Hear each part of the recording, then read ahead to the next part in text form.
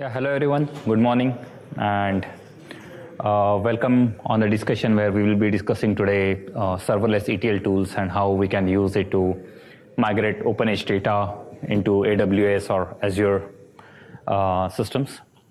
Right? I'm Avdut Kulkarni. I'm a principal software engineer in Progress Data Direct division and work on building the data connectors. Right? And with me I have Sai. Sai is a product marketing specialist, but more than typical marketing stuff, his passion is to build a lot of different demos, taking our products and the technologies which are trending or more popular outside and building very cool and interesting demos out of it. So both of us will discuss about the serverless ETL tools today. So to start with, we will discuss about a landscape, like a very brief history of enterprise data warehouses and ETL tools, and then we will go into more discussing deeper into the different cloud ETL tools. We will cover Amazon, AWS, Azure, as well as Google Dataflow. And then we will have demo on a couple of those ETL tools, and then we can go into question answers. But if you have any question answers related to those slides, please feel free to stop us there and discuss more at that point of time as well. So talking about the landscape, enterprise data warehouse is nothing new, right? And even earlier for BI tools, we used to use the enterprise data warehouses where there used to be fact tables, and then there will be multiple dimensions of tables going around them, where our BI tools can efficiently and in performant way fetch that insights from that data. Right, and ETL was used to transform your normal data into that fact and dimensional tables so that your BI tool can effectively see that data well. So it's nothing new, but ETL tools then become more prominent where you have to, there were multiple data sources where you wanted to get the insights from and combine all that data to get a more deeper insights. And now with all those big data, social media, IoT, right, the data is expanding and the role of ETL tool is getting important. So the ETL is at the core of all that operation. Informatica, Oracle, like Oracle ODI, Informatica Power Center, SAS, right, all these are very prominent ETL tools in the market today. Right, they have their on-premise version as well as they have cloud deployments. They allow your data from migrated from on-premise to cloud and everything. But we won't be focusing on these tools today. What we are going to talk more about is cloud native solutions which are not hosted. So more like a serverless solutions which will easy to scale and just cost you for the ETL jobs and not actually hosting and maintenance services. So when we are moving from the on-premise data warehouses to cloud data warehouses, what benefit it gives us. Just talk about more on on-premise data warehouses. Earlier, we used to have a single relational data warehouse, which used to be running on more powerful machines and used to do all the data processing in-house on that machine, right? And it used to cost us one time on like buying that high powerful machine, but then after that, it was just invested cost which you used to reap out. When we are going over the cloud, it would be more service-based, but it's easily scalable, maintainable, and you just pay for your job, but not for maintenance or the server cost won't be there, right? The bottom part there, big data warehouses are not directly related to our current topic today, but just to give you a more picture on ETL tools is, as we are moving data from on-premise to cloud, there is a way we move data from on-premise to big data data sources like Hadoop file systems, and there are a lot of open source solutions there as well to help us, like Apache Nifi, Apache Fume, and stuff like that. So actually, Progress Data Direct does an annual survey on how Progress customers are using what technologies and all that.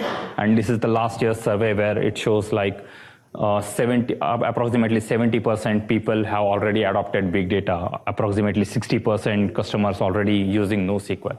But the most interesting fact here is almost 80% of customers have some kind of cloud solutions. Right, so today's systems are getting more and more in hybrid mode, where some data sits on your on-premise, where some sits on your cloud, and we need a solution where we keep migrating data from on-premise to cloud and cloud to on-premise. So that's where this cloud ETLs tool comes into picture. Like I discussed, we will be talking about the AWS Glue, how that helps us to move that data, Azure DataFactory and Google Dataflow. All three are serverless ETL tools in our context, and then big data tools like Apache Scoop, Apache Nifi, Apache Flume, which will help you migrate your on-premise data to Hadoop ecosystem.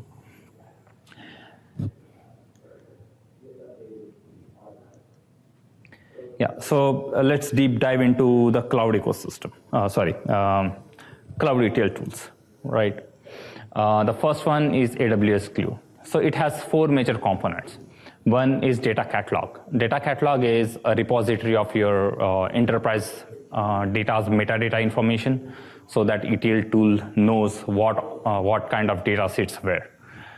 The second one is crawler. Crawler you can see as like a Google page crawlers, right? It goes over web and indexes your web pages. Similarly, the Amazon crawlers actually go and traverse your enterprise data sources and generate the metadata from it and stores into the data catalog. The third component is, of course, it's an ETL tool, so there would be ETL jobs and scripts that you need to use to finish the ETL task, and job scheduler, which makes the triggering of job whenever required. So it's more useful where you are running a serverless query, again, S3 bucket or your relational data. It can be also event-driven ETL, where something like OpenEdge CDC can trigger an event when there is a data change, and then only that changed data can be migrated using the ETL tool. And using the crawlers, it automatically discovers and categorizes your enterprise data assets. Here you were saying serverless, but that's because of service, right? AWS can run. Yeah, but Still you need something to run the query, right? Yeah, so it will run the resources, but more the concept of serverless more is you don't create any EC2 instance where you are hosting something, or there is no hosted service as such. It will be hosted on the Amazon service, but you don't pay for the hosting. You just pay. I'm saying, right. This AWS resource, just you don't have to pay for it. Yeah, you just pay. Yeah. So, yeah, I agree. So it must be running somewhere, and you pay only for that runtime and not for the hosting. So this is more deeper architecture of AWS Glue, and you can see that the data catalog actually sits into the middle. So apart from the ETL tools usage, right, Amazon is emphasizing this data catalog piece very deeply, and they believe that this piece is going to evolve and will be important for all their data-related services that Amazon offers, and will use that piece everywhere. So, for example, Amazon Athena, right, Amazon Redshift, EMR, which is their Hadoop deployment on Amazon Cloud, all of them use the data catalog to help into the Amazon QuickSight. And of course, the Glue uses that catalog for your ETL jobs. So how this data catalog gets populated? So one is AWS Glue Crawler, which crawls your enterprise data and puts those entries into the data catalog. There is a nice set of AWS Glue APIs using which you can push that metadata information into your catalog. And you can also use the Hive DDL statements to populate this catalog. So the catalog looks like something like this, where you have entry for each of your enterprise data resource, where it sits. Like here, mostly they are sitting into S3 buckets. What is the format, right? What is the name of that resource? So all those information go into the data catalog.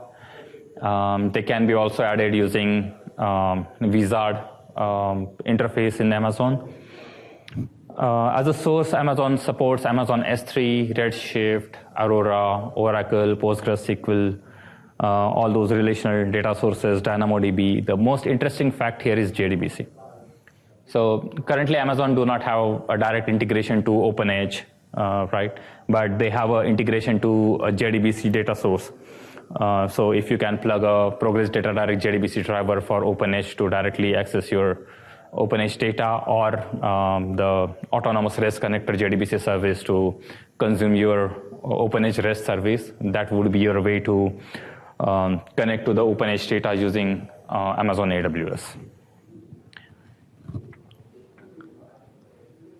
So AWS actually at the backend uses Spark engine to execute the AWS job. So it will use PySpark or Scala scripts. If you are working with the sources that Amazon by default supports, you don't have to do a lot of custom scripting there. It just works out of the box. But when you are talking about using third-party JDBC connectors, then you need to do a minimal coding there to get that support working. And Sai will show us in his demo like how that exactly happens. It has some visual data flow aspect, but it's not actually used in the development, so not a great value there, I believe. We can execute ETL using job scheduler or events, or you can manually invoke those jobs.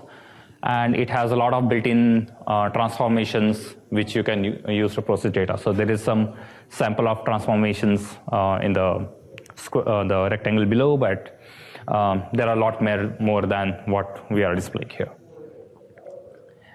So that's on the AWS Glue. I will hand over to Sai to talk about Azure DataFactory and Google Dataflow.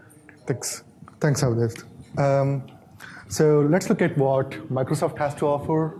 Microsoft has this serverless ETL solution called Azure DataFactory. Azure DataFactory is a fully managed hybrid service that lets you create and operate data pipelines where you can move your data from source to destination with some transformation in between.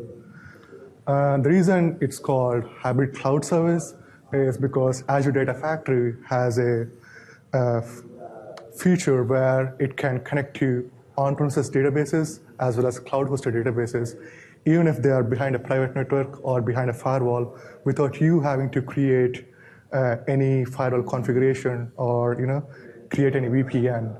So because of that reason, it's marketed as hybrid data integration service. And when you look into a general overview of the workflow, what happens in Azure Data Factory, you have your data sources which are sitting in on-premises. It can be OpenEdge, it can be SQL Server, it can be DB2 or something like that. You have your cloud-hosted databases, maybe Azure SQL or AWS Redshift, and you ingest the data using AWS Data Factory, and you prepare the data for some transformations and transform the data and publish the data into your data warehouse or your destination SQL database such as Azure SQL or maybe OpenEdge itself that's sitting in Azure. And once it's published, your business analyst can connect to that data and connect to the data using their favorite BI tool like Power BI or Tableau and generate some visualizations. The interesting part about Azure Data Factory is the transformation part. So Azure Data Factory has a capability where it can dispatch the transformation part to a third-party processing engine like Spark or Hive or Azure Machine Learning. In this case, it's native to that. It can also be as simple as a stored procedure on your database. So it's really interesting because you get to choose the right tool for your workloads and your business needs.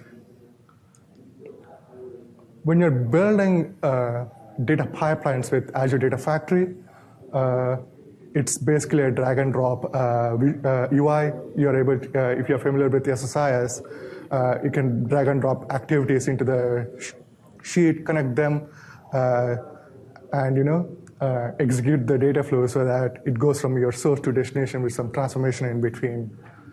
There's no code needed for Azure Data Factory by default, but if you are doing some advanced transformations using Spark or Azure machine learning, you might have to write some code.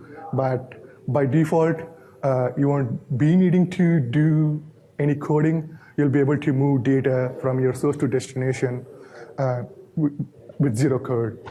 And one of the good features about Azure Data Factory is if you have your existing SSIS packages, it can be executed in Azure Data Factory.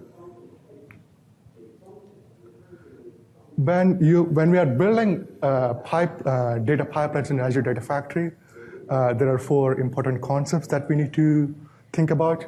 The first one is linked service.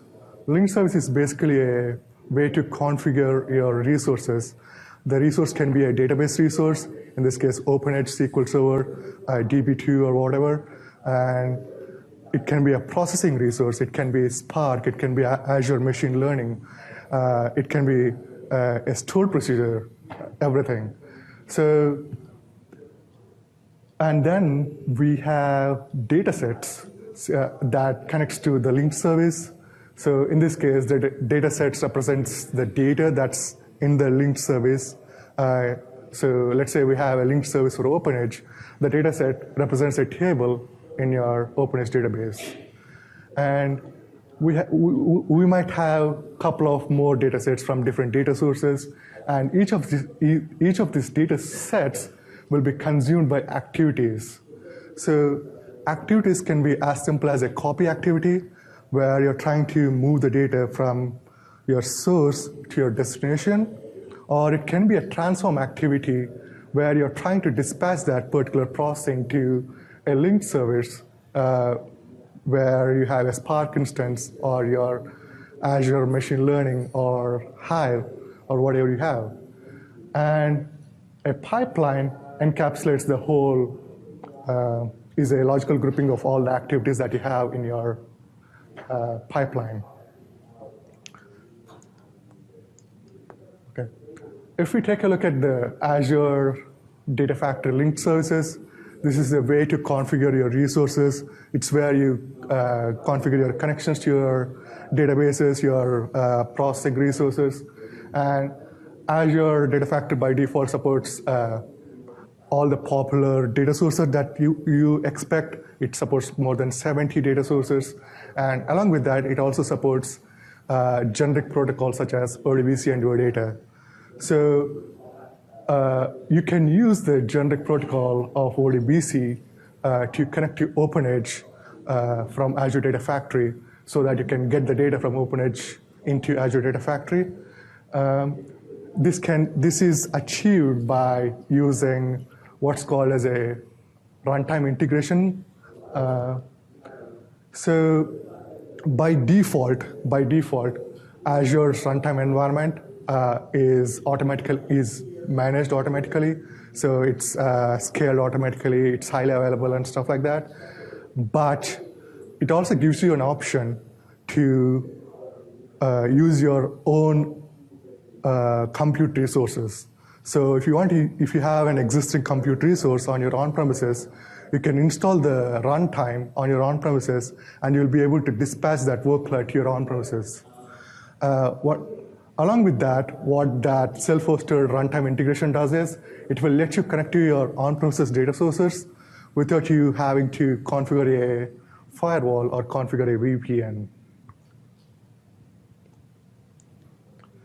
And before going into the demo, let's talk about the final serverless ETL solution.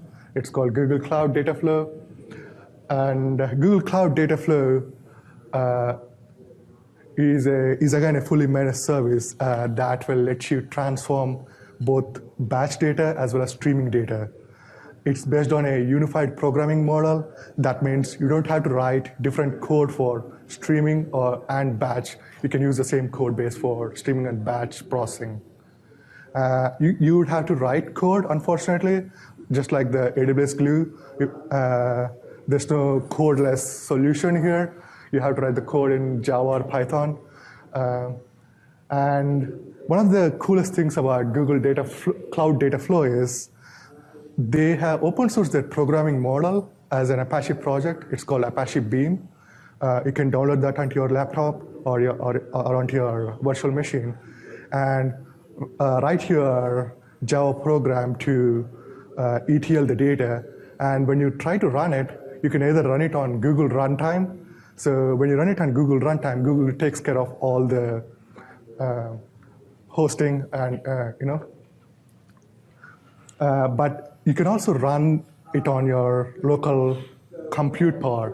So in that case, the data is not leaving your on-premises. Everything is done on your on-premises.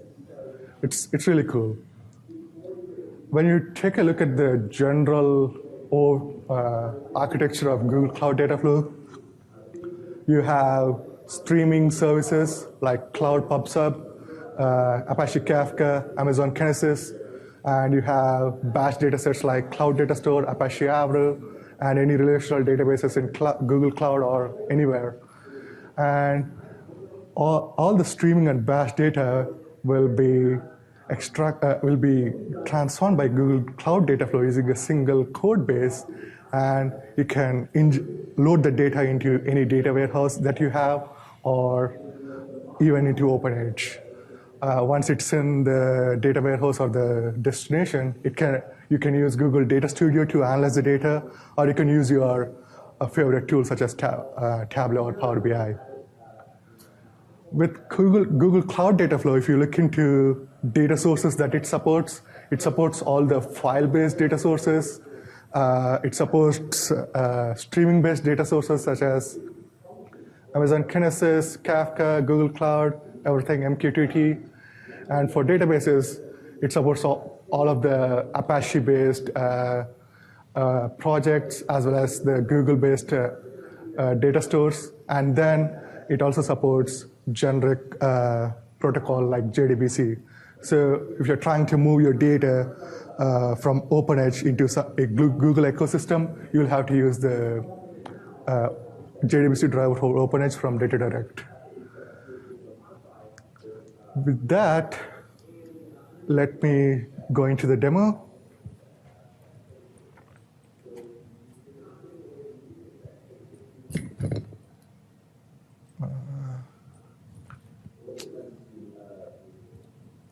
Excuse me.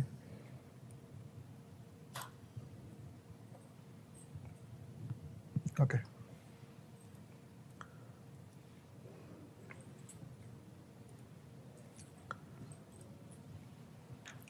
So let's look at Azure DataFactory first.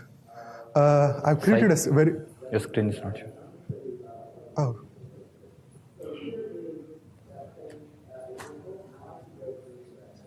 Okay. Sorry about that. So let's look into Azure DataFactory first. I've created a very simple pipeline with just one activity. All I'm doing is copy OpenEdge data from on-premises into Azure blobs. If you're not aware of Azure blobs, it's the S3 equivalent of Azure. So all I have to do is I have to configure my source. In this case, it's OpenEdge.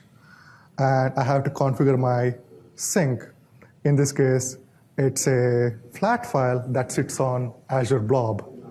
So if I go into the configuration of OpenEdge, you can see that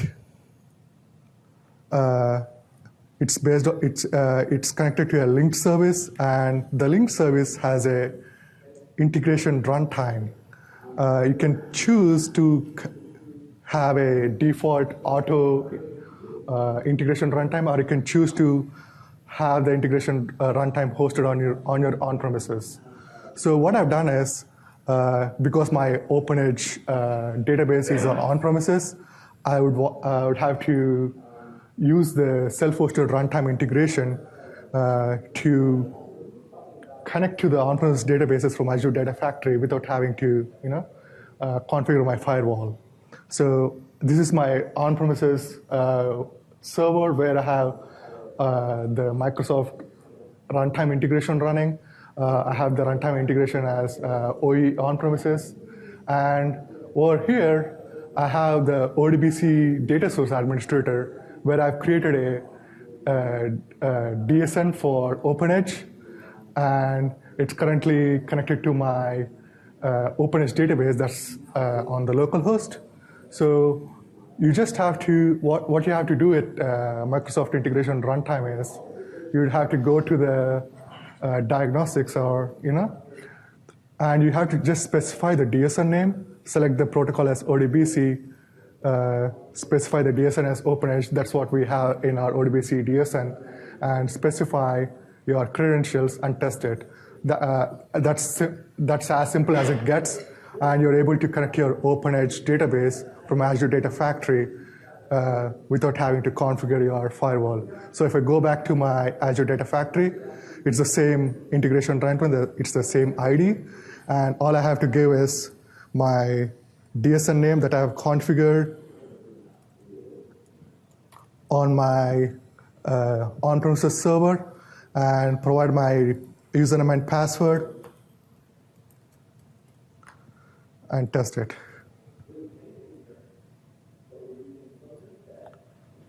Hopefully, connection. So I'm able to connect to my on-premises database, OpenEdge database, without me having to use a VPN or without me having to configure the firewall. So that's as simple as it gets. And with that, you can trigger your data pipeline, and it will get the data from OpenEdge and write the data into Azure Blob as a CSV file. So let me go ahead and do that, and it's pretty fast. So it's currently running. It's extracting the data from OpenEdge, and it takes a few seconds, but if I go into the Azure Blob, so this is where you will be seeing the data that's coming from OpenEdge. So as you can see, I've got my data from OpenEdge into Azure, as simple as that. If I go into, if I want to see the data, I can see the data over here. It's CSV, it's basic CSV. But in my case, I'm just using a Azure Blob, but in your case, you can use a data warehouse such as Azure Data Warehouse or Azure SQL as your sink. It can be OpenEdge too. It can be OpenEdge too. You can use the ODBC driver and you can write the data into OpenEdge, or you can use a big data system such as Azure Hadoop or whatever you want. So it's as simple as that. And so unfortunately, if you want to connect to on-premises data sources from AWS Glue or Google Cloud Dataflow, they don't have the on-premises connectivity. Azure, being the industry leader, they have they're thought about how the enterprise are, how they have their networks, how they can solve their customers' problems, especially with the firewall traversing, which is a big headache for a lot of people. And they provide their integration runtime to do that. But for AWS Glue or Google Cloud Dataflow, there's no such solution.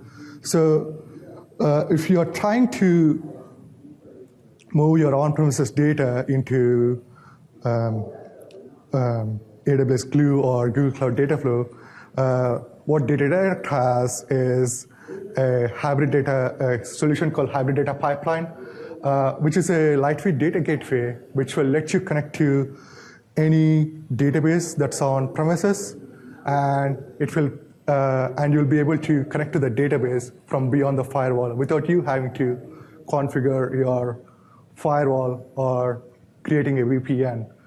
The Microsoft runtime integration is very similar to our product, but it uses a different technology stack to do that.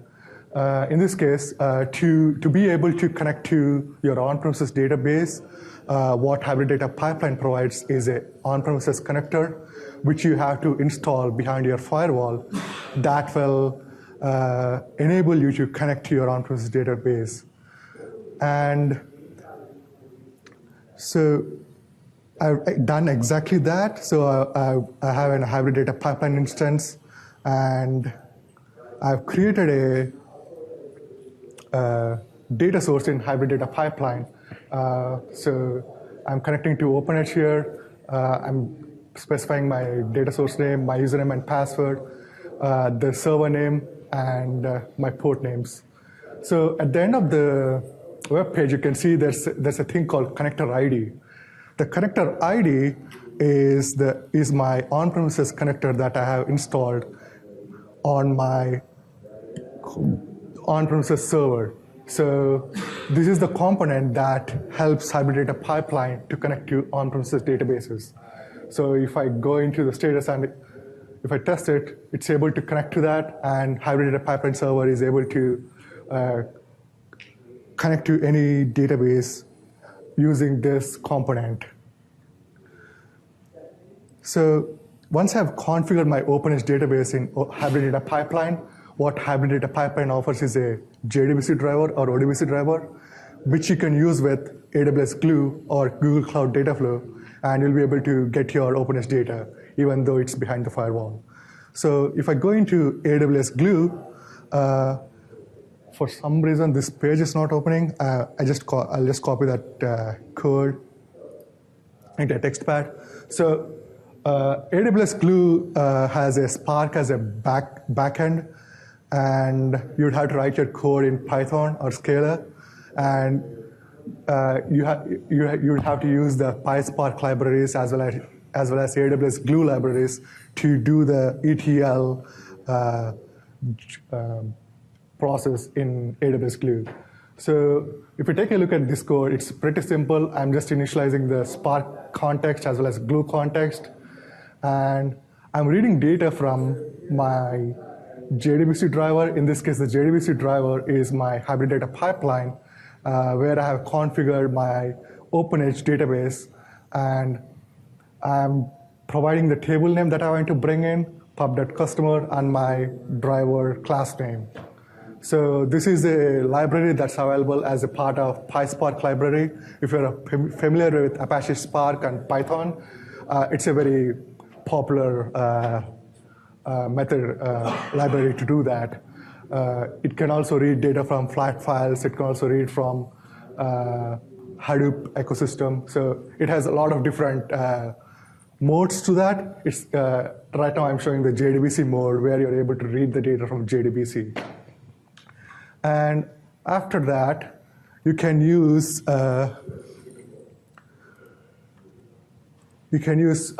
PySpark's vast library to prepare your data. There's a lot of functions that PySpark library gives you. It can be removing the duplicates or repartitioning or replacing the values somewhere so that you make the data ready for your transformation. So once you can, I haven't done that in my example because I kept it very simple. Once you do that, what you can do is you can convert the data frame into AWS's dynamic frame. So I forgot to mention here. So when you're reading the data from JDBC, what the Spark library does is it creates a data frame. A data frame is a way of representing a data set within the PySpark framework. So on the data frame, you can do all those functions that I just showed you in my browser about preparing the data, repartitioning, replacing the values, or removing the duplicate values and everything like that. So once you do that, what you need to do is you need to convert that data frame into something that Amazon understands. Amazon understands dynamic frames. Dynamic frames is their native library to handle data sets. So what I'm doing right here is I'm converting the data frame into dynamic frame. And once I do that, I'm writing the dynamic frame into S3 as a CSV file. In this case, the dynamic frame can be written into any AWS RDS instance or Redshift instance. Or it can be also written into any data source that has JDBC compatibility. And once you do that, you run this job, and you'll be able to, move your data from your on-premises OpenEdge database to your AWS ecosystem. With that, I would like to open up for questions. Yep. So let me see if I understand the hybrid pipeline. Uh-huh. It's probably based on the data library project, right? Yeah. So why would I choose the data project, meaning the hybrid pipeline, to actually pull data from my OpenEdge database into, let's say, Azure, instead of the AWS, Microsoft service integration? Well, Microsoft. True. You can use Azure runtime integration to do that. What I'm saying is, Azure. If you're an Azure customer, that's really good. But if you're an AWS customer or Google Cloud Dataflow customer, they don't have they don't offer such a technology piece where you're able to connect your on-premises databases so easily without you having to configure. Yeah, so if you are on Azure, you don't need HTTP to breach that gap. Yeah. But if you are on AWS or Google BigQuery, then you don't have that solution, and then HTTP might come into the picture HTTP there will be to the easiest solve that way problem. to connect your on-premise databases without having. Yeah. Just to follow up, if you had no restrictions, you weren't a customer of any of the three, would you say that Azure would be the best option in that regard? Because there's less connections through, is that just the most logical if you are no restrictions? If you are, It's not a just black and white thing. It's just apples and oranges. Again, it depends on where you are invested in and how do you want to prepare this kind of ETL solutions. So choosing a cloud provider is much more than choosing an ETL tool, right? So there could be a lot of other constraints that you might end up going to Microsoft or Google or Amazon. But if you take all of those, if we take that, then also there it comes to the... Yeah. So if you're looking into ETL, I don't want to code everything, so Azure might be the best option. Yeah, with the other two options, you are required to code. You are required to know what's PySpark, what's Spark, and for Google Cloud Dataflow, you have to learn an entirely new SDK to program that ETL data pipeline. But if you just want to, plug and play, Azure Dataflow might be the best option. If you are trying to combine streaming data and batch data together, then Google is your solution, right? Azure don't have that feature. If data cataloging and automatic crawling is important for you, AWS is your solution. Other two don't have. So if you're just looking at the very small, not looking at taking expand thing, yes. Yeah. However, there would be other options. Yeah. You won't take.